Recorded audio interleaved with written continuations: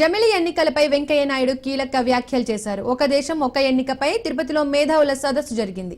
Technology సాయంతో జమిలి ఎన్నికల నిర్వహణ చాలా సులువు అన్నారు. రాజకీయ కోణంలో జమిలిని కొన్ని పార్టీలు వ్యతిరేకిస్తున్నాయని, ఈ ఎన్నికల వల్ల ప్రాంతీయ పార్టీలకు ఎలాంటి ఇబ్బంది లేదన్నారు. పైగా ఖర్చులు కూడా సేవ్ అవుతాయన్నారు. ఓటమిని కొన్ని రాజకీయ పార్టీలు జీర్ణించుకోలేకపోతున్నాయని, పార్టీ ఫిరాయింపులు మంచిది కాదన్నారు. ఒక వ్యక్తి రెండు చోట్ల పోటీ చేయకుండా చట్టం చేయాలన్నారు వెంకయ్య నాయుడు.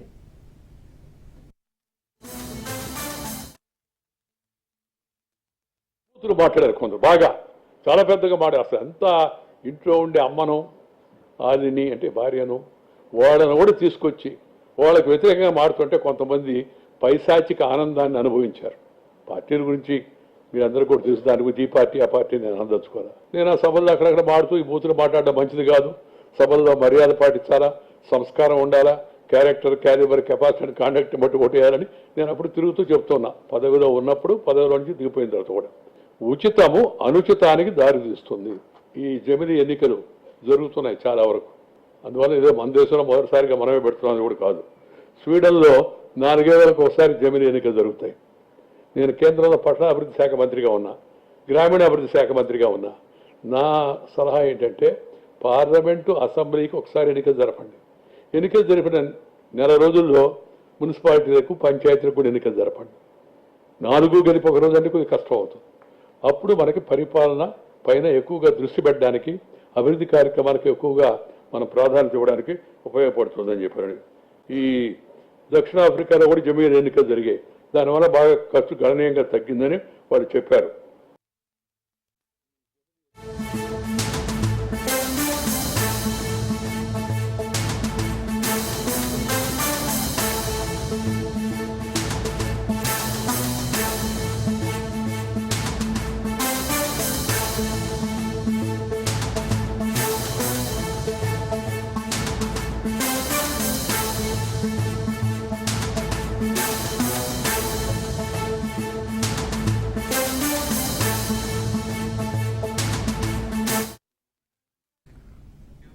బ్రేకింగ్ న్యూస్ చూస్తున్నాం. బీఆర్ఎస్ నేత పల్లా రాజేశ్వర్ రెడ్డిపై కడియం శ్రీహరి ఫైర్ అయ్యారు. పల్లా ఆరోపణలను, విమర్శలను తీవ్రంగా ఖండిస్తున్నానన్నారు కడియం. పదే పదే పార్టీ ఫిరాయించిన ఎమ్మెల్యే పదవికి రాజీనామా చేయాలనడం కరెక్ట్ కాదన్నారు. ప్రస్తుతం విషయం కోర్టు పరిధిలో ఉందని, సుప్రీం తీర్పుకు కట్టుబడి ఉన్నామని ఆయన వెల్లడించారు. పార్టీ ఫిరాయింపులను ప్రోత్సహించిందే బీఆర్ఎస్ అన్నారు. 10 ఏళ్ల బీఆర్ఎస్ పాలనలో 36 మంది ఎమ్మెల్యేలు పార్టీ మారి బీఆర్ఎస్ లో చేరారని పల్లాకు గుర్తు చేశారు కడియం. వేరే పార్టీలో గెలిచిన ఎమ్మెల్యేలకు మంత్రి పదవులు కట్టబెట్టింది నిజం కాదా అని ఆయన ప్రశ్నించారు. తాను భూమి కబ్జా చేశానని నిరూపించాలని పల్లాకు కడియం సవాల్ విసిరారు.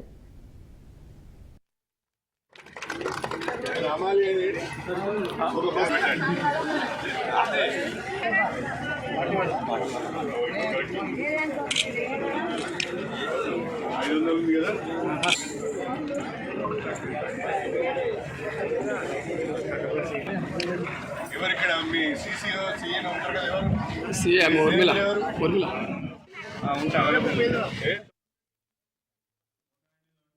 నేను బొచ్చుకుంటాను కాదు, కాపాడుకుంటాను.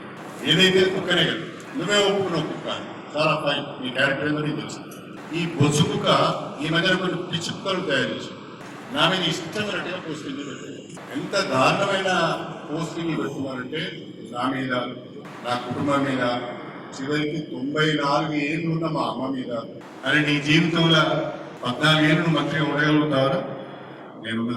నీ జీవితంలో 30 ఏళ్ళు రాజకీయంలో 4 సార్లు ఎమ్మెల్యే, ఒకసారి ఎంపీగా, ఒకసారి ఎమ్మెల్సీగా ఉండగలుగుతావా? ప్రజల్లో కాస్తో కూస్తో ప్రేమ ఉంటేనే కదా ఇన్ని రోజులు మనం రాజకీయంగా సర్వైవ్ కాగలుగుతాం. లేకుంటే ఒక ఆయన ప్రజల చేత తిరస్కరించబడి చివరికి పార్టీలో చేరుతామని కాళ్ళు పట్టుకుంటే కూడా తిరస్కరించబడేదని కూడా నా మీద ఆరోపణ చేస్తాను. ఈ పిచ్చి కుక్కల కానీ ఈ బుచ్చు కుక్కలు ఇవ్వదు.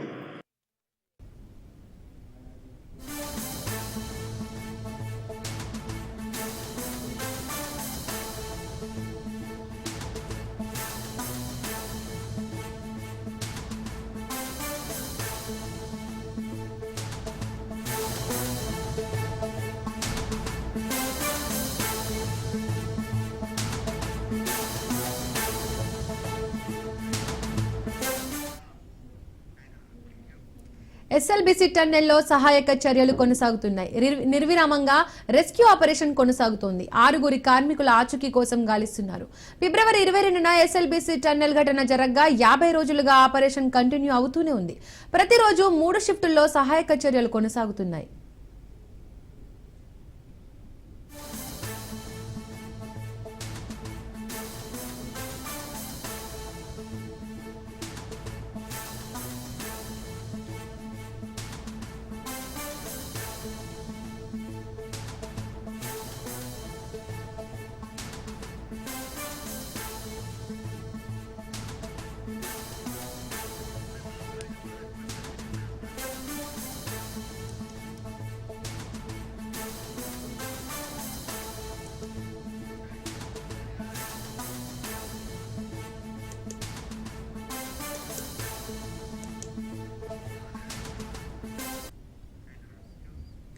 ఎస్ఎల్బిసి టన్నెల్లో సహాయక చర్యలు కొనసాగుతున్నాయి. నిర్విరామంగా రెస్క్యూ ఆపరేషన్ కొనసాగుతోంది. 6 కార్మికుల ఆచూకీ కోసం గాలిస్తున్నారు.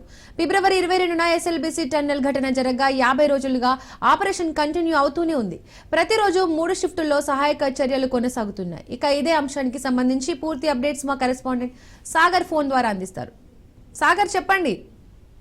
అయితే ఏదైతే ఎస్ఎల్బిసి ప్రమాద ఘటన జరిగి నేటికి 51 రోజు గడుస్తుంది. దీనికి సంబంధించి దాదాపుగా 2 కార్మికుల ఆచూకీ తెలిసింది. వాళ్ళ డెడ్ బాడీస్ అంతా కూడా తీసి వాళ్ళ సొంత ఊళ్ళకైతే పంపించిన పరిస్థితి కనిపించింది. అయితే మొత్తానికైతే 6 ఆచూకీ కోసం అయితే వైపు సహాయక బృందాలన్నీ కూడా యుద్ధ ప్రాతిపాదికన ముమ్మరంగా సహాయక చర్యలను అయితే కొనసాగిస్తున్నాయి. ఇప్పటికే ఏదైతే 14 కిలోమీటర్ దగ్గరకు కూడా ఈ సహాయక బృందాలన్నీ చేరుకున్నాయి. లోపల జేసీబీల సాయంతో లోపల ఉన్న బురద మట్టి శిథిలాలంతా కూడా బయటికి తరలిస్తున్నారు. ఇప్పటికే 13.8 కిలోమీటర్ల 8వ కిలోమీటర్ వరకు కూడా ఈ కన్వేయర్ బెల్ట్ ను కూడా పూర్తిగా పునరుద్ధరించారు. అక్కడ నుంచి పూర్తిగా శిథిలాలను బురద మట్టినంతా కూడా బయటికి తరలిస్తున్న పరిస్థితి కూడా కనిపిస్తుంది. అయితే 6 మంది ఆచూకీ కోసం ఇప్పటికే జీపీఆర్ రాడర్ ను కూడా ఉపయోగించారు.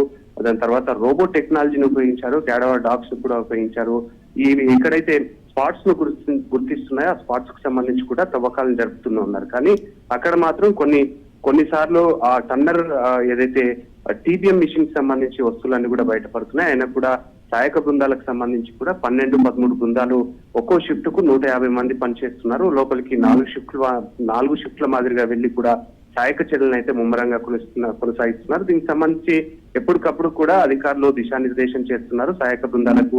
అంతేకాకుండా 6 ఆచూకీ కోసం పూర్తిగా ఎటువంటి సహాయక చర్యలు కావాల్సిన అప్డేటెడ్ టెక్నాలజీ కూడా యూజ్ చేయాలంటూ ప్రభుత్వం కూడా తెలిపిన నేపథ్యంలో దీనికి సంబంధించి ఎప్పటికప్పుడు అధికారులు అక్కడ సమీక్షా సమావేశాలు కూడా నిర్వహిస్తున్న పరిస్థితి కనిపిస్తుంది. మరికొద్ది రోజులు అయితే లోపల ఏదైతే పూర్తిగా ప్రమాదం జరిగిన స్థలంలో అయితే కొద్దిగా రెస్ట్రిక్టెడ్ ఏరియాగా 50 మీటర్ల మేర కూడా రెస్ట్రిక్టెడ్ ఏరియాగా ఒక కంచెను పాతినట్టుగా కూడా అధికారులు చెప్పారు. అక్కడ ఒకవేళ తవ్వకాలు జరిపితే మాత్రం మీద నుంచి పూర్తిగా నిమిషానికి 10,000 లీటర్లకు సంబంధించి సీఫేజ్ వాటర్ వస్తుంది. ఇప్పటికే దీనికి సంబంధించి 2 బాహుబలి మోటార్లు పెట్టి బయటికి సీఫేజ్ వాటర్ అంతా కూడా బయటికి తరలిస్తున్నారు. అయినా కూడా సీఫేజ్ వాటర్ మాత్రం తగ్గడం లేదు. బురద మట్టి కూడా అక్కడ సెగ్మెంట్స్ పడిపోయిన నేపథ్యంలో అక్కడ ఒకవేళ తవ్వకాలు జరిపితే 0 పాయింట్ దగ్గర తవ్వకాలు జరిపితే పైనుంచి పూర్తిగా ఇంకా ఈ వాటర్ తర్వాత అక్కడ ఉన్న బురద పూర్తిగా వచ్చే అవకాశం ఉంది. సహాయక చర్యలకు వెళ్ళిన వాళ్ళకు కూడా ఇబ్బంది కలిగే అవకాశం ఉన్నట్టుగా కూడా అక్కడ మొత్తం రెస్ట్రిక్టెడ్ ఏరియా పెట్టారు. అదంతా దానికి ముందు ఉన్న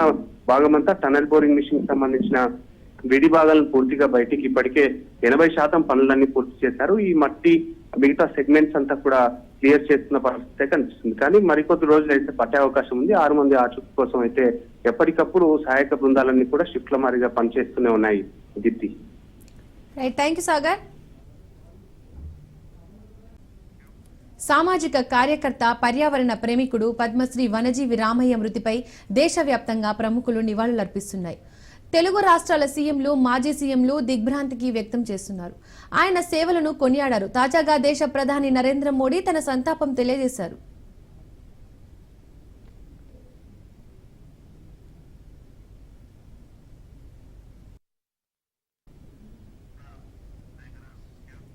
దరిపల్లి రామయ్య సుస్థిరత కోసం గళం వినిపించిన వ్యక్తిగా గుర్తుండిపోతారన్నారు.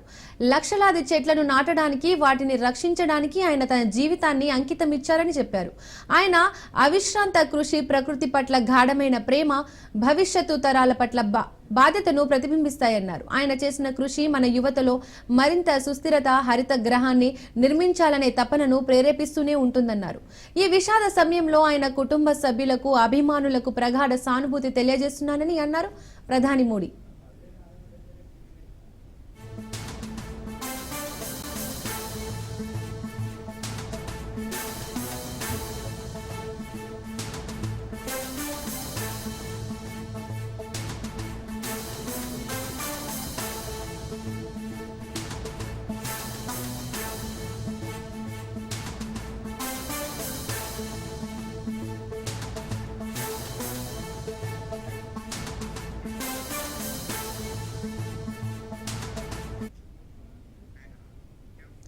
ప్రైవేట్ కాలేజీలు తీరు మార్చుకోవడం లేదు. 10th పూర్తి చేసిన విద్యార్థులకు క్లాసులు నిర్వహిస్తున్నాయి. తాజాగా మాదాపూర్ నారాయణ కాలేజీలో 10th విద్యార్థులకు తరగతులు నిర్వహిస్తున్నారు. నిన్న ఎల్ఎన్ కాలేజీ ఆగడాలు బయటికి రాగా ఇవాళ నారాయణ కాలేజీ ఆగడాలు వెలుగులోకి వచ్చాయి. విద్యార్థులకు ఎగ్జామ్స్ పూర్తయ్యాక జూన్ 1 వరకు సమ్మర్ హాలిడేస్ ప్రకటించాయి. హాలిడేస్ పీరియడ్ లో ఎలాంటి తరగతులు నిర్వహించొద్దని విద్యాశాఖ స్పష్టంగా చెప్పినా కార్పొరేట్ విద్యా సంస్థలు తీరు మార్చుకోవడం లేదు.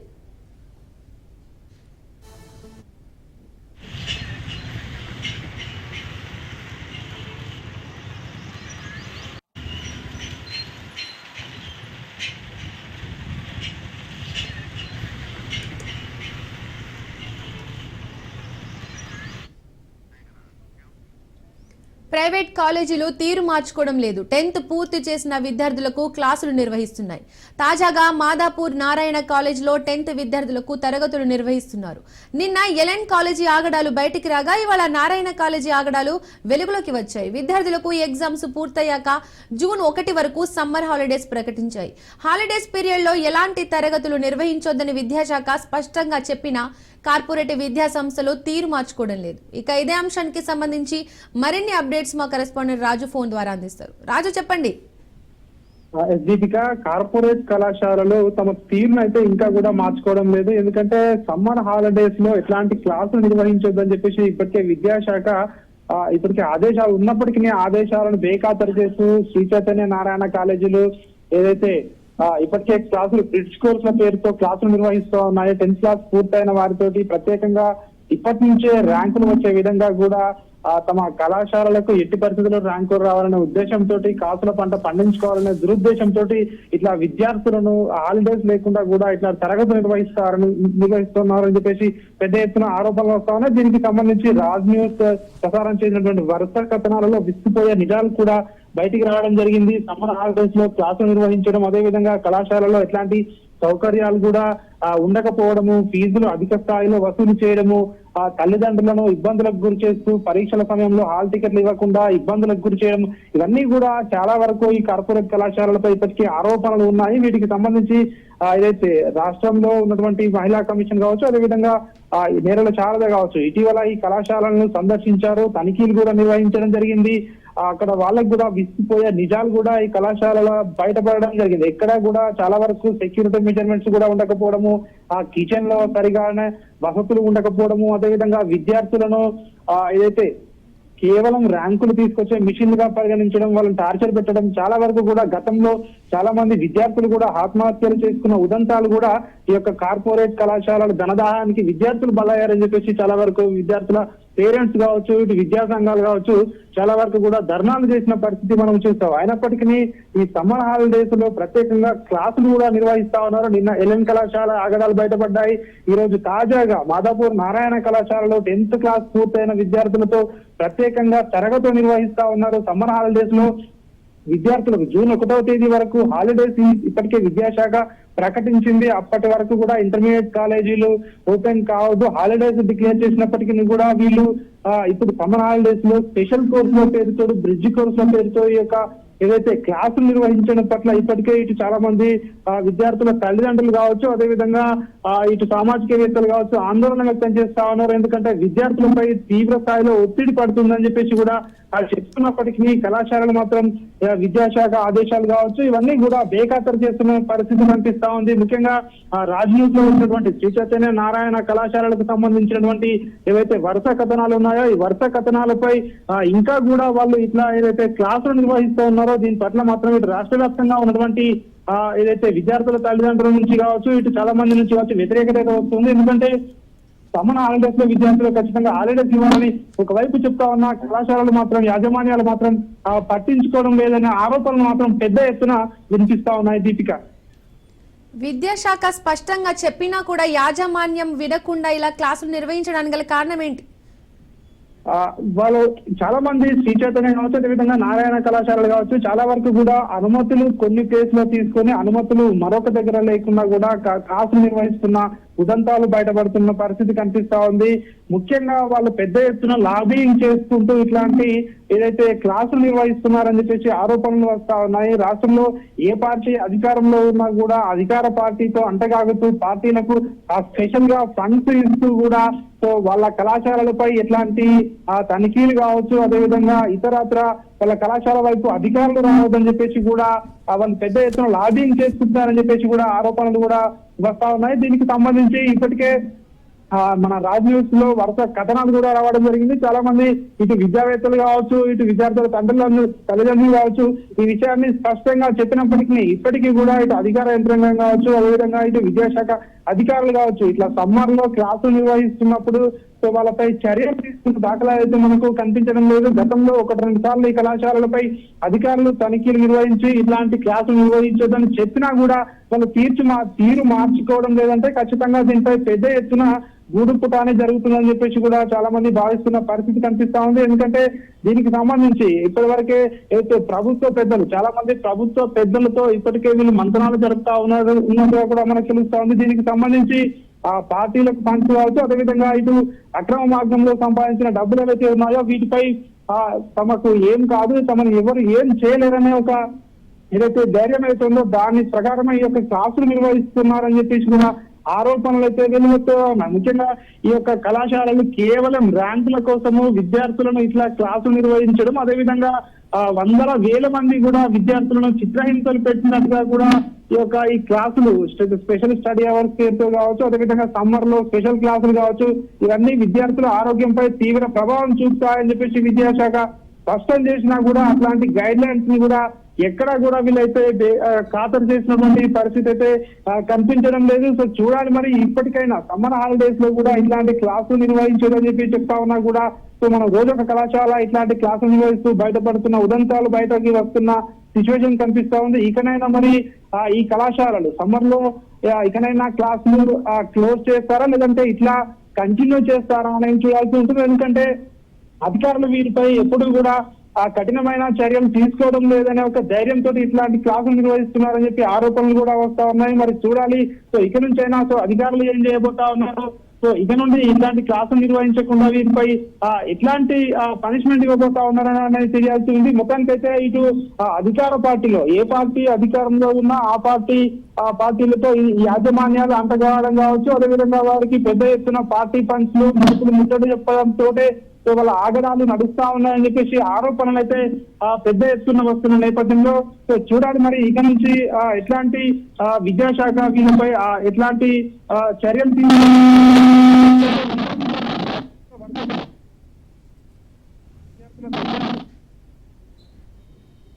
రాజు, ఇంత వ్యతిరేకత వచ్చినా కూడా యాజమాన్యాలు వినకుండా తరగతులు నిర్వహించడానికి గల కారణం ఏంటి? గవర్నమెంట్ ఏం యాక్షన్ తీసుకోవట్లేదా? దీనిపై స్పష్టంగా జూన్ 1వ తేదీ వరకు కూడా ఎట్లాంటి క్లాసులు నిర్వహించొద్దని చెప్పేసి కూడా ఇప్పటికీ దీనికి సంబంధించి ఆదేశాలు ఉన్నా కూడా సో యాజమాన్యాలు మాత్రం వాటిని ఆదేశాలను అయితే పట్టించుకోవడం లేదు. దీనికి సంబంధించి ప్రభుత్వ పెద్దల సహకారం, వారికి ప్రభుత్వ పెద్దల అండదండలు ఉన్నట్టుగా కూడా తెలుస్తా ఉంది. అందుకనే ఇవన్నీ కూడా ఆదేశాలను బుట్టదాఖలు చేస్తున్న పరిస్థితి కనిపిస్తా ఉంది. దీనికి సంబంధించి రాష్ట్ర ప్రభుత్వం వెంటనే తగు చర్యలు తీసుకొని ఖచ్చితంగా ఇట్లాంటి వారిపై కఠినమైన చర్యలు తీసుకోవాలని చెప్పి విద్యార్థుల తల్లిదండ్రులు అయితే కోరుతున్న పరిస్థితి కనిపిస్తా ఉంది. ఎందుకంటే నిన్న మొన్నటి వరకు కూడా 10th క్లాస్ ఎగ్జామ్స్ రాసినటువంటి పిల్లలకు కనీసం హాలిడేస్ లేకుండా మళ్ళీ స్పెషల్ క్లాసుల పేరిట బ్రిడ్జ్ కోర్సుల పేరిట మళ్ళీ తరగతులు స్టార్ట్ చేయడము, మళ్ళీ జూన్ 1వ తేదీ నుంచి మళ్ళీ స్పెషల్ క్లాసులు స్టడీ అవర్ల పేరుతో సమయం లేకుండా కూడా కేవలం ర్యాంకులు వచ్చే విధంగా బట్టీలు పట్టించే విధంగా ఏదైతే కళాశాల యాజమాన్యాలు చేస్తా ఉన్నాయో కేవలం వారి యొక్క కళాశాలలో ర్యాంకులు చూపించుకోవడానికి ఇటు విద్యార్థుల జీవితాలతో చెలగాటమాడుతుందని చెప్పేసి అయితే ఆరోపణలు అయితే పెద్ద ఎత్తున వస్తా ఉన్నాయి. దీనికి సంబంధించి ప్రభుత్వం వెంటనే చర్యలు తీసుకోవాలని చెప్పేసి విద్యార్థుల తల్లిదండ్రులు అయితే కోరుతా ఉన్న పరిస్థితి కనిపిస్తా ఉంది. ప్రభుత్వం దృష్టికి వచ్చినా కూడా మరి ఎందుకు ప్రభుత్వాలు స్పందించడం లేదు అని చెప్పేసి కూడా ఇటు విద్యార్థుల తల్లిదండ్రులు అయితే చెప్తా ఉన్నాయి. సో చూడాలి మరి ప్రభుత్వం వీటిపై ఎట్లాంటి యాక్షన్ తీసుకోబోతా ఉంది. ఇకనైనా ఇట్లాంటి స్పెషల్ క్లాసులు సమ్మర్ హాలిడేస్ లో నిర్వహించకుండా అదేవిధంగా ఈ కళాశాలలో ఉన్నటువంటి సౌకర్యాల విషయంలో కావచ్చు, అదేవిధంగా ఫీజుల విషయంలో కావచ్చు, సో ప్రభుత్వం ఏ విధంగా ముందుకు వెళ్ళబోతా ఉంది, ఇట్లాంటి కళాశాలలపై ఏ విధమైన యాక్షన్ తీసుకోబోతా ఉంది అనేది తెలియాలంటే సో ప్రభుత్వం తీసుకునే చర్యలు ఏ విధంగా ఉంటాయనేది మాత్రం చూడాల్సి ఉంటుంది. రైట్ రాజు.